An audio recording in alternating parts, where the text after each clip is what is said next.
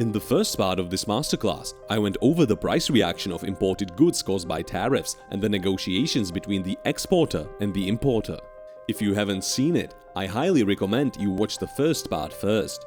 In this part, I will continue with the reaction of domestic competition, still considering just finished products.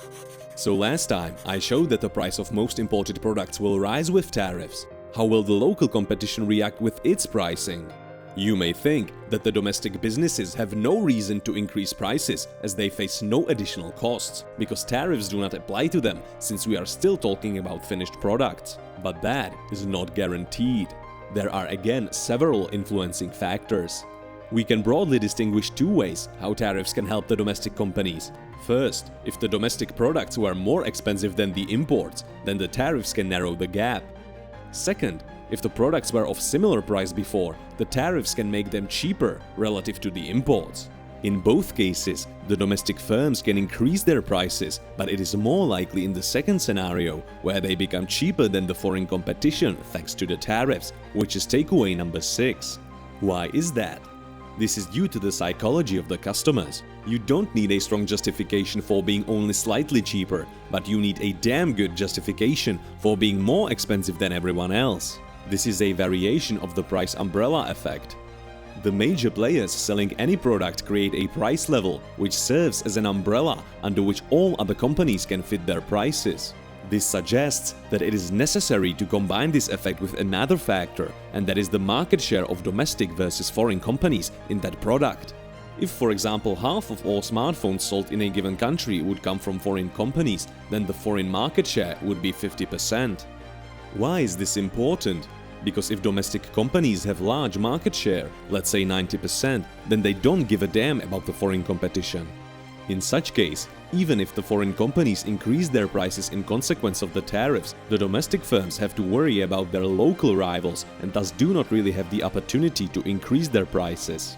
However, if the market share of foreign companies was like 70%, then they constitute the main competition, and if they increase prices due to tariffs, the domestic competition has more flexibility to do the same. So takeaway number 7 is that the higher the market share of foreign companies in that given product, the higher the likelihood of price increase of the domestic businesses. But why would they do that? Why would they increase the prices when they can just outsell the foreign competition with the newly gained price advantage? The protectionist idea behind tariffs is that the domestic companies will sell more for the same price, thus creating more employment and not hurting the customers.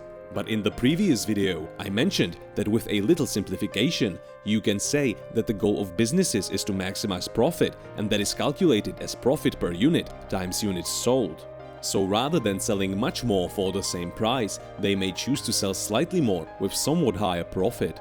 The takeaways from previous video apply here too. So elasticity of the demand as well as profit margin are crucial, because even modest increase in the final price can lead to large increase in the net profit. But perhaps the most important point I want to get across here is takeaway number 8. The price reaction of domestic companies depends on their production capacity and the ability to expand it. Back to the favorite hypothetical car example. If foreign cars become more expensive due to tariffs, domestic car producers might suddenly face increased demand, so they could sell, for example, 20% more cars for the same price. And perhaps they would even want to do that. But maybe their factories are already running at maximum capacity, so in the short run they are able to increase the sales by only 3%. Any expansion beyond that might require building entire new factories or significantly expanding current ones. Such large projects take years to complete. So they may choose to increase the price as they cannot currently satisfy the higher demand. This problem, of course, is especially relevant to technologically sophisticated and capital-heavy industries. So, the domestic companies can increase their prices even though their costs have not changed, especially if the foreign competition had large market share, especially if they were already price competitive before the tariffs, and almost certainly if they already produce at full capacity and it would take long to expand it. If you prefer this educational content over brain rot, I would be immensely grateful if you showed your appreciation by liking and commenting on this video and subscribing to the channel. In the next part, we will finish the price effects of tariffs with the complication of tariffs on input materials and the time dimension.